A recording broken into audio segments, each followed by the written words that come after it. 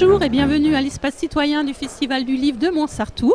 Je suis en compagnie de Jocelyn Moulin, qui est trésorier de l'association Cocopelli. Bonjour. Bonjour Jocelyn. Alors avant de vous présenter, je voudrais savoir ce que signifie le mot Cocopelli. Cocopelli, c'est un petit joueur de flûte bossu, mais sa bosse n'est pas une vraie bosse, c'est un sachet de semences. Et quand il joue de la flûte, il insuffle la vie aux semences de Cocopelli qui sont des semences de vie, à savoir des semences reproductibles.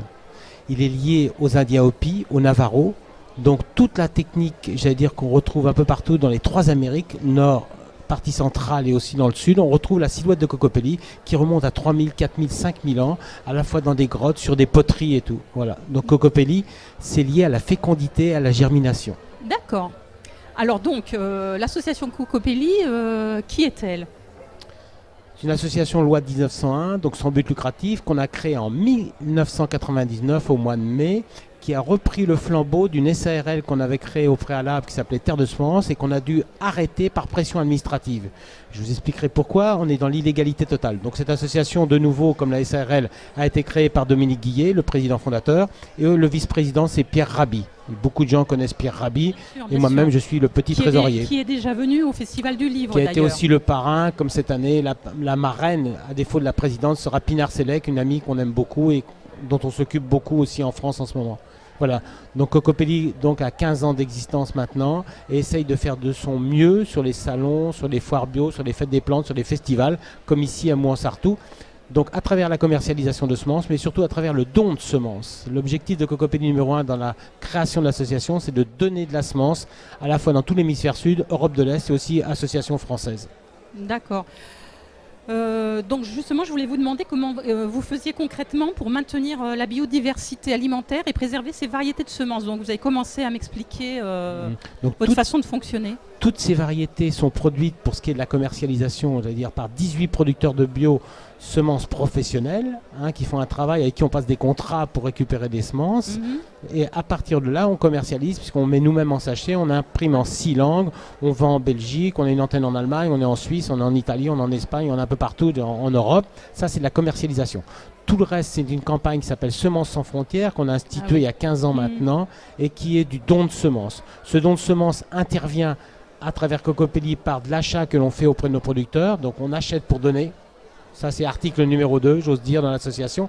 Autrement, c'est des parrains ou des marraines qui nous donnent de la graine parce qu'ils ont pris en charge, par exemple, la carotte de Montsartou, qu'ils ont sauvé cette carotte, ils l'ont mis dans leur jardin, ils ont été jusqu'à la graine, ils gardent de la graine pour eux, ils en ont en trop, ils nous la donnent et on alimente la campagne Semences sans frontières.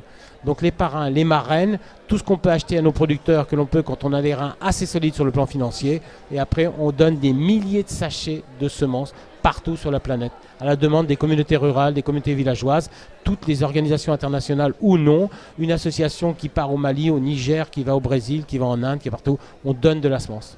D'accord. Et alors comment les personnes qui sont là aujourd'hui ou par la suite, comment peuvent-ils se procurer vos semences ? Bon, aujourd'hui vous êtes à Montsartou, mais... D'une manière tout à fait simple. On peut acheter un sachet de semences sans être adhérent. Il est vrai que l'adhésion nous permet de continuer à vivre, puisqu'on a aujourd'hui, je crois, un peu plus de 10 000 adhérents à l'association Cocopelli à la fin de 2012. Donc ce qui veut dire que grâce aux adhérents, on se maintient en vie, on reste vivant, debout. J'allais dire face à l'adversité, puisque les procès sont là. On en est à notre 16e année de procès. Le mois d'octobre 2013, de nouveau le 21, on sera en cours d'appel à Nancy. Et tous les procès, on en est conscient. On a beau être militant, on ne gagnera jamais un procès. On n'a jamais gagné un procès. Tous les juges, j'allais dire, ont été dans le sens inverse. Et à chaque fois, on a perdu. Même à la Cour de justice de l'Union européenne, on gagne à un certain moment, on perd à d'autres moments, 6 mois après.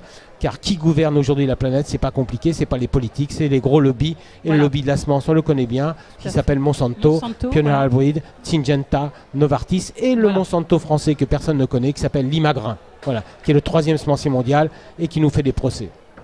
Donc, parce qu'on n'a pas le droit de commercialiser en France un petit sachet de tomates tel qu'on va pouvoir vous le faire voir à l'écran tout à l'heure, parce que c'est non répertorié au catalogue officiel. Alors le catalogue officiel, c'est juste pour scléroser la semence, c'est des 95% ou un peu plus de semences hybrides ou des variétés stériles, dégénérées ou des transgéniques en attendant, ce qui veut dire non reproductibles. Ce qui oblige le jardinier, le maraîcher à retourner tous les ans au tiroir caisse pour acheter la semence. Et ça, c'est pas du tout supportable. Voilà. À Cocopelli, on a l'inverse. On a des semences biologiques et reproductibles qui permettent aux gens d'être autonomes. Donc vous allez bien comprendre très rapidement que dans l'hémisphère sud, les gens qui ont une autonomie semencière, c'est grâce au fait qu'il y ait de la semence qui soit libre. Voilà. Et cette autonomie semencière permet d'avoir une sécurité alimentaire. C'est très important. L'autonomie semencière à travers des semences reproductibles permet une sécurité alimentaire. Comment est-ce que le paysan indien, le paysan africain, le paysan d'Amérique centrale, l'Amérique du Sud peut nourrir sa famille s'il n'a pas la possibilité d'avoir des semences reproductibles?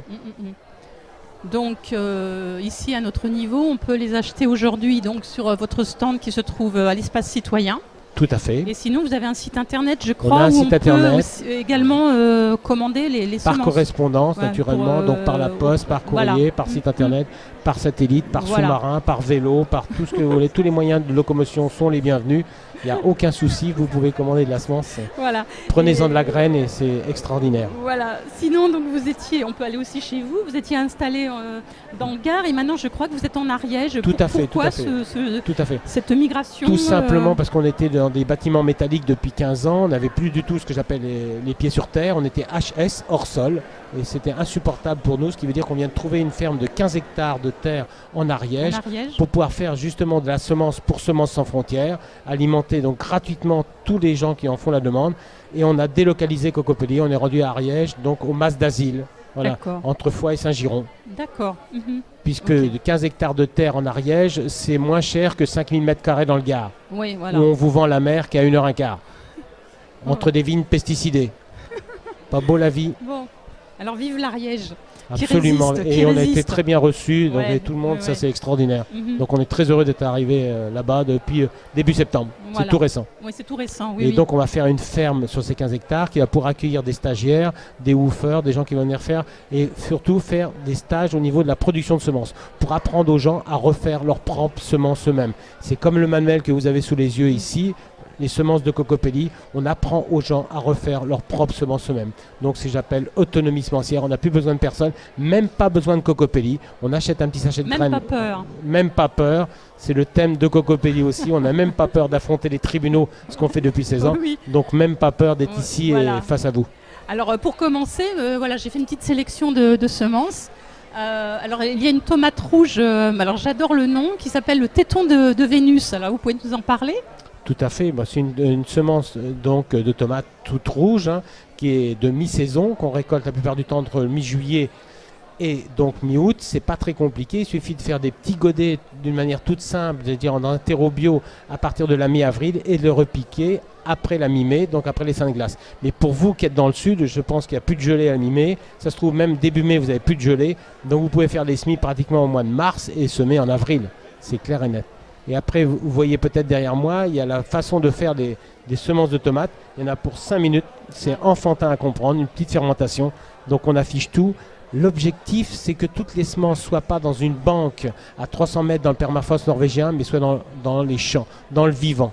La semence, c'est dans les champs. Ce qui fait qu'à Cocopelli, on dit pour la libération de la semence et de l'humus. Il est très important que la semence soit dans le vivant, soit dans les champs, et non pas séquestrée dans des banques inutiles dans le permafrost norvégien qui est financé par la Fondation Rockefeller ou par les grands coquins comme Bill Gates. Bien, ensuite nous avons une courge qui s'appelle le spaghetti végétal. Ça, c'est pas compliqué non plus. Quand vous la récoltez, vous la piquez avec une fourchette, vous la mettez cuire à la vapeur, vous coupez en deux et vous avez littéralement des spaghettis et vous pouvez mettre une sauce au milieu et ça passe beaucoup mieux pour les enfants qui généralement n'aiment pas trop la courge. Mais la courge spaghetti avec une sauce bolognaise ou pas si vous êtes végétarien et ça passe très très bien. Et vous pouvez manger ça avec des baguettes à l'indienne avec un curry. Voilà. Et on va terminer avec la mâche. Alors là, j'ai la verte de Cambrai et je crois que c'est d'actualité en ce moment. C'est quelques légumes qu'on peut semer en ce moment. La mâche, les chicorées, les laitues d'hiver. Il y a beaucoup de choses qu'on peut encore semer en ce moment. Et surtout vous, dans le sud, vous êtes un peu privilégiés. Quand je vois le climat qu'il fait, j'étais en Bretagne ou en Alsace la semaine dernière, c'est un peu différent.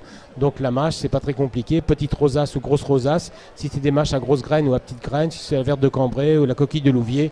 Et voilà, c'est une très bonne salade. Petite feuille verte. Et tu as une grande rusticité au froid, mais comme vous ne craignez pas le froid ici, non. Voilà.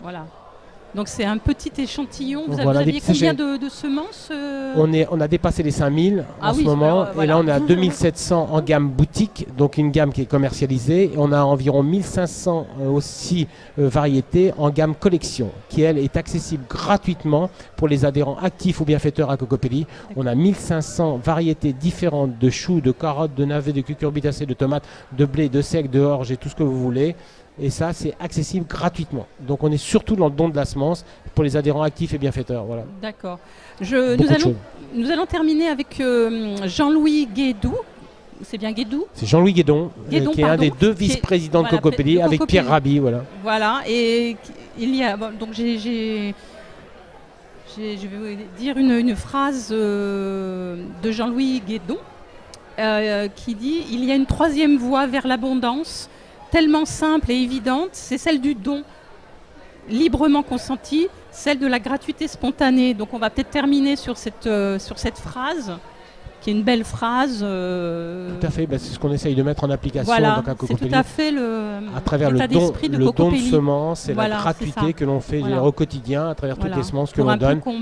Et là, j'en donne aussi encore tous les jours. Et on fait souvent ce que j'appelle des bourses de semences ou des trocs de graines, des échanges de graines, souvent sur les salons ou sur les foires où on donne des graines. Et souvent, après, les parrains et les marraines nous rapportent des graines. Et ça, c'est extraordinaire. Et comme je dis souvent, il y a 20 millions de jardiniers en France, donc on va pouvoir s'échanger des semences, même si on n'a pas le droit de commercialiser, on peut toujours s'échanger des semences. Il n'y aura jamais, exactement, il n'y aura jamais 20 millions de CRS. Il y a 20 millions de jardiniers, il n'y aura jamais 20 millions de CRS pour un CRS par jardin, et c'est ce qui va nous sauver pour l'avenir. Voilà. Et ben, je crois qu'on va terminer sur cette note d'espoir. Merci beaucoup, même Brigitte. Pas peur, et merci beaucoup à Cocopelli et bravo à vous pour votre courage, votre opiniâtreté. On va continuer grâce à vous, c'est les médias qui nous maintiennent en vie aussi. Merci beaucoup. Merci. Au revoir. Au revoir.